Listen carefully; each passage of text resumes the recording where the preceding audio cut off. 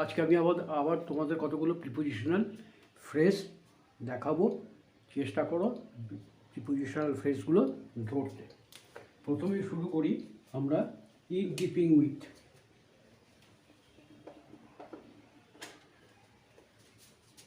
In keeping with এর মানে হচ্ছে সামঞ্জস্য রেখে। ইন কিপিং উইথ একটার সঙ্গে আরেকটা মিল রেখে, সামঞ্জস্য রেখে।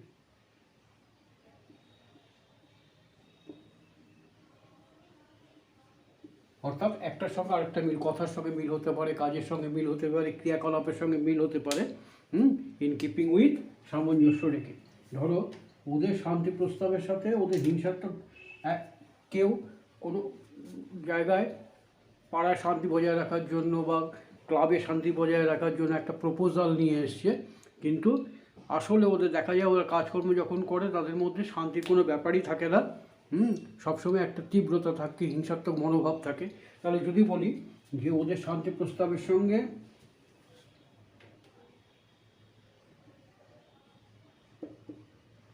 ওদের শান্তি প্রস্তাবের সঙ্গে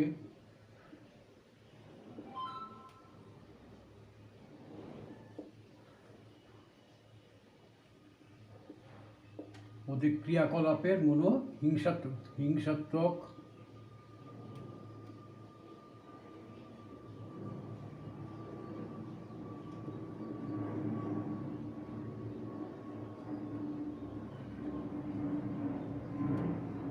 কোনো মিল নেই।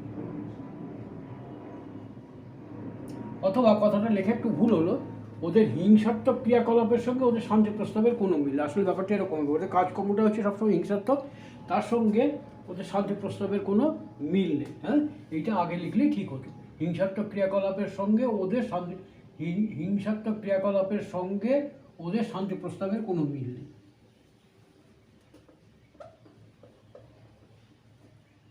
হিংসাত্মক ক্রিয়াকলাপের সঙ্গে ওদের শান্তি প্রস্তাবের কোনো মিল, এরকম ব্যাপারটা দিতে হতো। তাহলে লেখার সময় এটা উল্টে যাবে।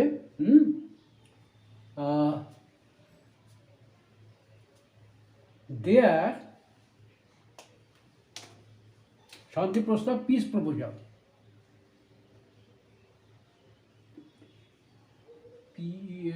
পিস প্রপোজাল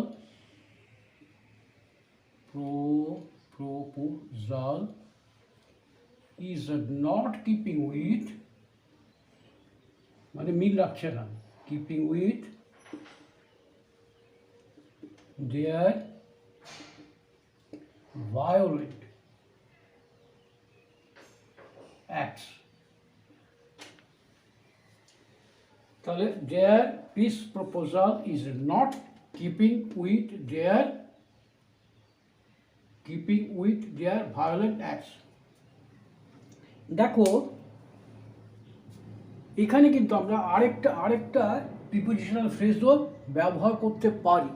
আমরা এর আগে পড়েছিলাম ইন অ্যাকর্ডেন্স উইথ, অনুসারে। অর্থাৎ তারা যেরকম ক্রিয়াকলাপ যেগুলো করছে তার সেইটার সঙ্গে যদি তুলনা করা যায় তাহলে তার পিস প্রপোজাল তার সঙ্গে কোনো মিল নেই। তাহলে their peace proposal is not, এই জায়গাটা আমরা কি লিখতে পারি?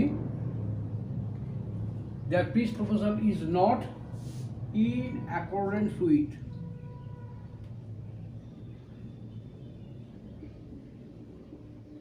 with their violent act। অর্থাৎ তারা এদিকে ঝামেলা করছে, বোয়াবাজি করছে, ধমকাচ্ছে, তোলা তুলছে, নানা রকম হিংসাত্মক কাজকর্ম করছে, একে মারছে ওকে ধরছে, অথচ এদিকে পিসের জন্য, শান্তির জন্য একটা প্রস্তাব আছে। সুতরাং এখানে আমরা এই ইন অ্যাকর্ডেন্স উইথ এটাও ব্যবহার করতে পারি।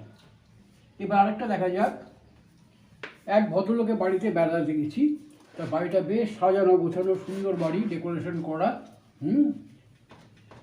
এই যে ডেকোরেশনটা ভদ্রলোকের যে ব্যক্তিত্ব, সেই ব্যক্তিত্বের সঙ্গে মানানসই। ভদ্রলোকের কথাবার্তা, আচার আচরণ যেরকম, তার বাড়িটাও সেরকম, কথাবার্তা আচরণ যেরকম সুন্দর, তার বাড়িটাও সেরকম সুন্দরভাবে সাজানো। তাহলে যদি বলি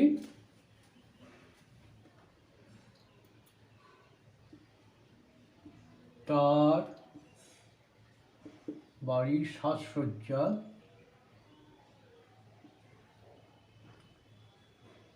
অথবা এই তারটা প্রথমে না দিলেও হয়, বাড়ির সাজসজ্জা তার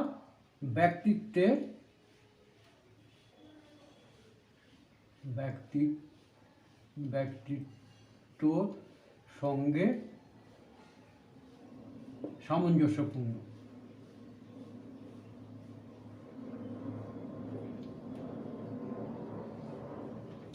এইবার সাবজেক্ট কোনটা? বাড়ির সাজসজ্জা।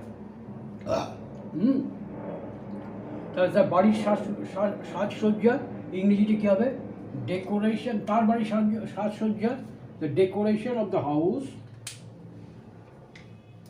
সাজসজ্জা সাজানো গোছানো যেটা, দ্য ডেকোরেশন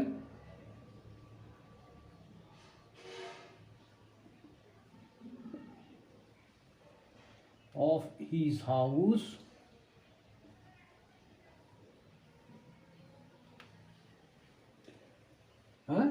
কি সামঞ্জস্য রেখে in keeping with, decoration of his house is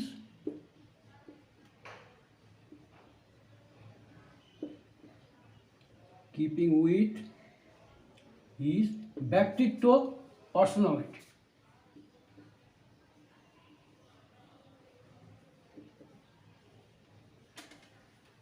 ঠিক আছে, বোঝা গেল?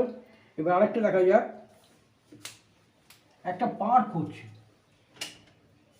পার্কে যা তোমার নকশা করা হয়েছে সেই নকশা অনুযায়ী পার্কটা যেরকম, তার পাশে একটা প্লেগ্রাউন্ড হবে। সেই প্লেগ্রাউন্ডে তো পার্ক, একটা পার্ক যদি ছোট হয়, প্লেগ্রাউন্ড বিরাট বড় হয়, এরকম তো হয় না, তার সঙ্গে সামঞ্জস্য রেখে তাহলে আমরা বলতে পারি যে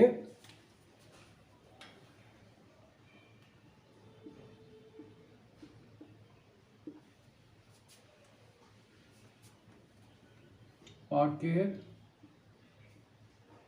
সামগ্রিক নকশার সাথে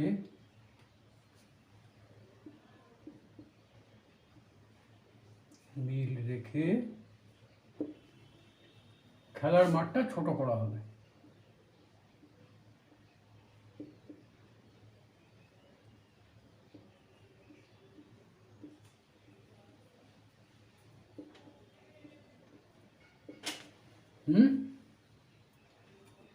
তাহলে এখানে আমরা সাবজেক্ট খেলার মাঠও ধরতে পারি, আবার পার্কের সামগ্রিক নকশা এটাও আমরা ধরতে পারি।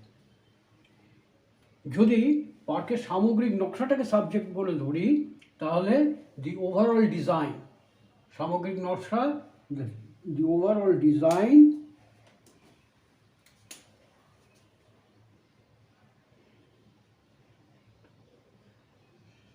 সামগ্রিক অর্থ overall, the overall design DESIG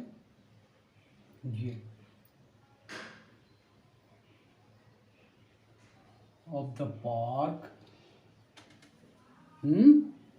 the overall, না ভুল লিখলাম, overall design of the park হবে না, এখানে হবে, এখানে আমাদের লিখতে হবে আগে এটাকে প্রিপোজিশনাল ফ্রেজটা দিতে হবে।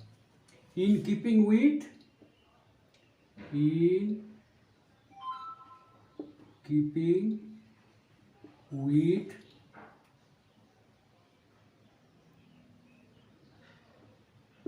দি overall design of the park. এইবার কি করা হবে? প্লেগ্রাউন্ডটাকে ছোট রাখা হবে। দি playground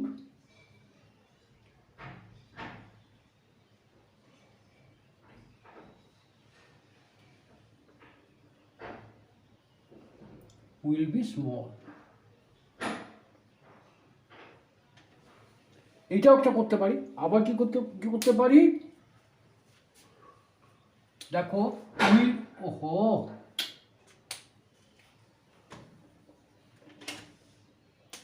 will be small.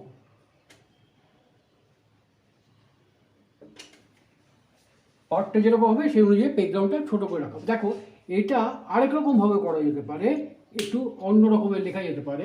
The keeping with the overall design of the park, the playground will be, এইখানে আমরা বলতে পারি রাখা হবে, উইল বি কেপ্ট।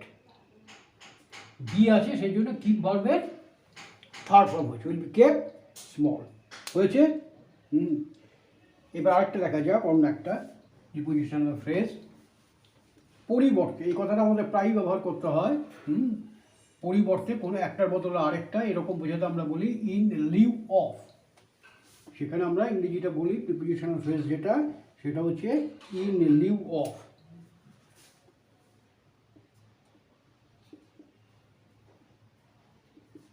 এই যে ইন লিউ অফ, এর বদলে কিন্তু এই রকম আরও কিন্তু তোমার দুটো প্রিপোজিশনাল ফ্রেজ এরকমই আছে। যেমন একটা হতে পারে ইনস্টিড অফ, ইনস্টিড অফ, আরেকটা হতে পারে ইন প্লেস অফ। এই তিনটে মোটামুটি ইন্টারচেঞ্জেবল। এর অর্থটা হচ্ছে ইন লিউ অফ, পরিবর্তে।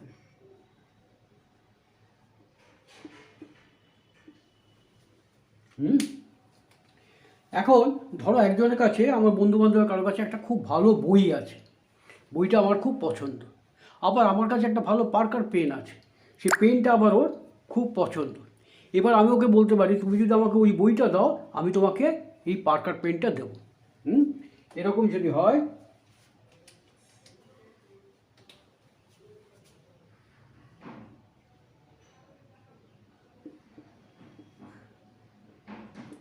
তোমার ওই বইটার জন্য আমি তোমাকে আমার পার্কার পেনটা দেব, মানে দিতে চাই ওর পরিবর্তে। জন্য বলতে এখানে এই জন্য কথা অর্থ পরিবর্তে। মানে তার মানে কি বলতে চাইছি, তুমি যদি আমাকে ওই বইটা দাও, তাহলে আমি তোমাকে পার্কার পেনটা দিতে পারি বা দেব। তাহলে আমি দিতে পারি, I can give you my Parker pen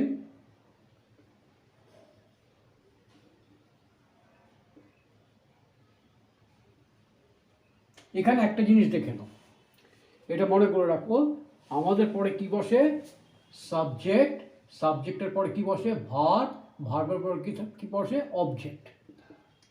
এই অবজেক্টে কি করে বুঝি, ওবিজেই সি টি অবজেক্ট। অবজেক্টের মধ্যে কি হতে পারে, অবজেক্ট একটাও হতে পারে বা ডাবল অবজেক্ট হতে পারে, দুটো অবজেক্ট হতে পারে। এইখানে আমাদের মনে রাখতে হবে যে অবজেক্টের মধ্যে একটা যদি প্রাণীবাচক হয় আর একটা যদি অপ্রাণীবাচক হয়, তাহলে প্রাণীবাচক যেটা সেইটা আগে বসবে, অপ্রাণীবাচকটা পরে বসবে। যেমন খেয়াল করে দেখো, I can give you my Parker pen. তাহলে এখানে দেখো অবজেক্ট আমরা কী করে বুঝি, ভার্বকে কি বা কে কাকে জিজ্ঞাসা করলে যে উত্তরটা পাই।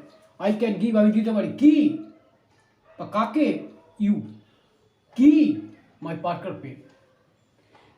ঠিক আছে, এটা দুটো অবজেক্ট, এই দুটো অবজেক্টের মধ্যে এটা অপ্রাণীবাচক, এটা প্রাণীবাচক, সুতরাং এইটা আগে আসবে, এটা পরে আসবে। আমি যদি লিখি I can give my Parker pen to you, এটা এরকমভাবে লিখি,